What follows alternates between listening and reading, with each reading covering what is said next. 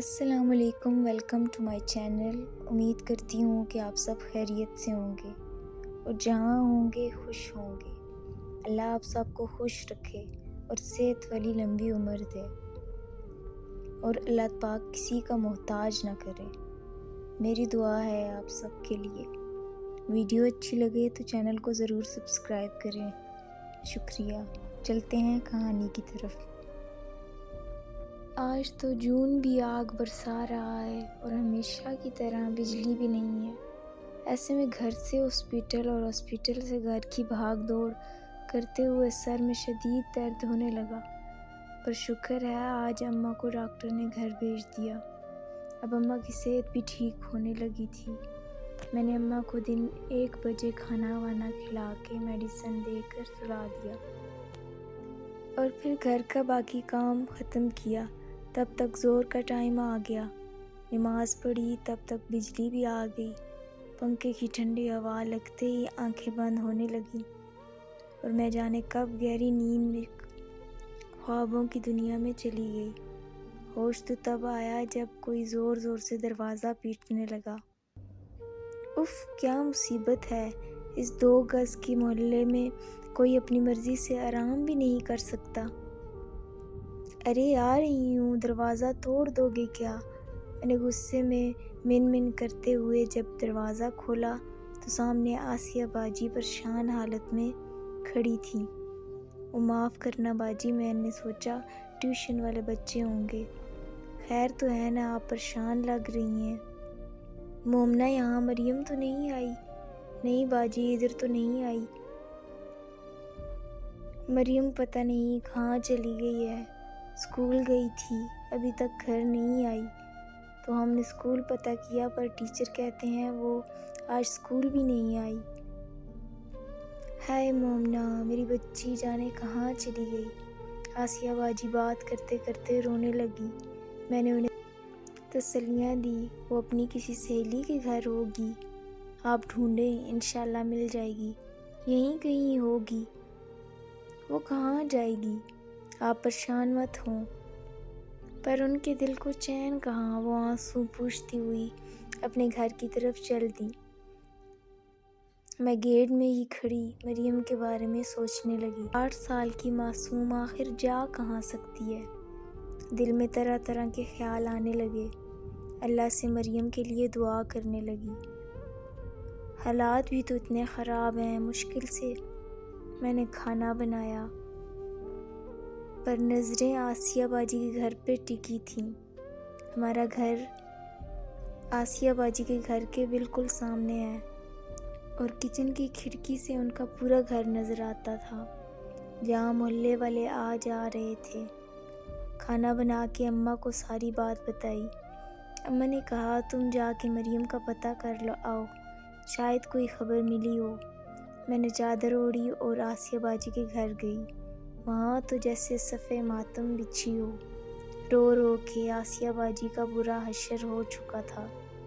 آسیہ باجی کے 3 بڑے بیٹے تھے اور مریم ان کی اکلوتی بہن تھی۔ دونوں بڑے بیٹے اپنی ماں کو تسلی دے کر چپ کرا رہے تھے۔ بڑا بیٹا شاید باپ کے ساتھ مریم کو ڈھونڈنے گیا ہوا تھا۔ جا کے میں نے بھی سب کی طرح آسیہ باجی کو حوصلہ دیا۔ اتنے میں مریم کے ابو اور بھائی بھی آ گئے، جن کے ساتھ محلے کے باقی لوگ بھی تھے۔ ان کو دیکھ کے آسیہ باجی ان کی طرف دوڑ کے گئیں اور پوچھا کہاں ہے میری مریم؟ میری بچی کو ساتھ کیوں نہیں لے کے آئے؟ پر باجی کے سوال پہ ان کے ہسبینڈ پھوٹ پھوٹ کے رونے لگے، جس سے صاف ظاہر تھا کہ مریم کا کچھ پتہ نہیں چلا۔ میں نے اور باقی محلے والوں نے انہیں حوصلہ دیتے ہوئے کہا کہ مریم کی گمشدگی کی رپورٹ درج کرا دیں، شاید پولیس کی مدد سے مریم مل جائے۔ پھر تھوڑی دیر بعد مریم کے والد کچھ محلے والوں کے ساتھ پولیس اسٹیشن چلے گئے۔ اس وقت رات کے 9:30 کا ٹائم تھا۔ میں نے آسیہ باجی سے کہا کہ آپ نے تو کچھ پکایا بھی نہیں ہوگا، میں اپنے گھر سے کھانا بھیج دوں گی، آپ ان بچوں کی خاطر 2 نوالے کھا لیجئے گا۔ پھر میں زبردستی باجی کے چھوٹے بیٹے کو گھر لے آئی اور جو کھانا پکایا تھا اس میں سے ایک پلیٹ اپنے لیے رکھا، باقی سالن اور روٹیاں بھیج دی اور تاکید کی کہ خود بھی کھانا اور امی کو بھی کھلانا۔ اتنے میں اماں آوازیں دینے لگیں، مومنا مجھے کھانا دو تاکہ میں دوائی کھاؤں۔ اماں کو کھانا کھلایا، ان کے پاس ہی بیٹھ گئی۔ اماں کہنے لگی، تم نے کھانا کھا لیا؟ نہیں اماں، میرے گلے سے تو نوالا بھی نہیں اتر رہا، پتہ نہیں مریم کدھر ہوگی اور کس حال میں ہوگی، اللہ خیر کرے اس کی۔ آج رات نیند بھی نہیں آئی، بار بار کھڑکی سے آسیہ باجی کے گھر کو دیکھ رہی تھی جو سوگوار دعائیں میں لپٹا ہوا تھا۔ اماں کو اکیلے چھوڑ کر بھی نہیں جا سکتی تھی۔ خیر اللہ کر کے صبح کی اذان کان میں پڑی۔ میں نے جلدی سے وضو کیا اور نماز پڑھی۔ سوچا اب جا کے آسیہ باجی کا حال چال پوچھ لوں، بعد میں آ کے ناشتہ بنا لوں گی۔ آسیہ باجی کے گھر پہنچ کے دیکھا تو سب اسی طرح فرش پہ بیٹھے ہیں، سب کی آنکھیں سوجی ہوئی ہیں۔ آسیہ باجی کے آنسو اسی طرح بہہ رہے ہیں۔ میں نے پوچھا تو پتہ چلا کہ مریم کا ابھی تک کچھ پتہ نہیں چلا اور پولیس والوں نے رپورٹ بھی نہیں لکھی، نہ مریم کو ڈھونڈنے میں مدد کی۔ کرتے بھی کیسے؟ نہ تو مریم ان کی بیٹی تھی اور نہ مریم کے باپ کے پاس اتنا پیسہ تھا۔ غریب ماں باپ کی بیٹی کا گم جانا کوئی بڑی بات نہیں ہوتی۔ ہمارے محافظوں کا رویہ واقعی تکلیف دہ تھا۔ دل بھر آیا اس وقت دکھ کی نگری کے باسیوں کی حالت دیکھ کر۔ تھوڑی دیر میں وہ لوگ پھر سے پولیس اسٹیشن چلے گئے اور میں گھر آ گئی۔ پریشان حال میں گھر کا کام ختم کیا اور اماں کے پاس بیٹھ کے مریم کی باتیں کرنے لگی۔ جب تقریباً 11 کا ٹائم ہوا تو آسیہ باجی کا زور زور سے رونے کی آوازیں آنا شروع ہو گئیں اور میرا دل زور زور سے دھڑکنے لگا۔ میں تیز قدموں سے چلتے ہوئے آسیہ باجی کے گھر پہنچی تو پتہ چلا پولیس والوں کو پل کے پاس سے ایک بچی کی ڈیڈ باڈی ملی ہے اور شناخت کے لیے آسیہ باجی کو بلایا ہے۔ آسیہ باجی روتے چلاتے گاڑی میں بیٹھ کے چلی گئی۔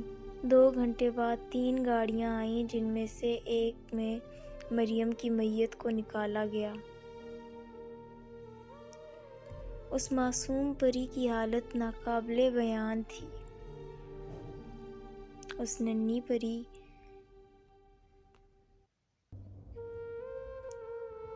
کو کسی ہوس کے پجاری نے مسل ڈالا تھا۔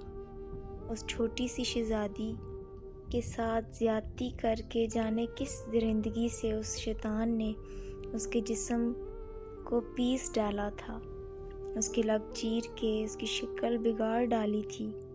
اس معصوم پری کی ایسی حالت کر دی تھی کہ اس کی بدنصیب ماں نے اسے ناخنوں کے نیل پالش سے پہچانا۔ اتنا ظلم بھی کوئی کر سکتا ہے؟ میری تو عقل اس بات کی نفی کرتی ہے۔ مریم کو دیکھ کے دل دہل جاتا، روح کانپ جاتی، رونگٹے کھڑے ہو جاتے۔ وہاں پر کھڑے اور لوگ بھی میری طرح اس دل تڑپا دینے والی سچائی پہ آنسو بہا رہے تھے اور آسیہ باجی تو بار بار بے ہوش ہو جاتی تھی۔ وہ وحشی، وہ درندہ کب تک بچے گا یہاں نہیں تو خدا کی عدالت میں تو مریم اس کا گریبان پکڑے گی، وہاں تو انصاف ہوگا نا۔ کیوں ہے میرے قتل اپنے انجام سے بے خوف؟ میرے لوگ نہیں تو کیا، میرا خدا بھی نہیں؟ اللہ پاک میری تمام بہن بیٹیوں کی عزتوں کی حفاظت کرے اور ان کی عزتوں کو محفوظ رکھے اور ایسے ہوس کے پجاریوں کو عبرتناک سزا دے۔ پھر کبھی کوئی مریم ایسے نہ پیسی جائے، پھر کسی ماں کی گود ایسے نہ اجاڑی جائے۔ آمین ثم آمین۔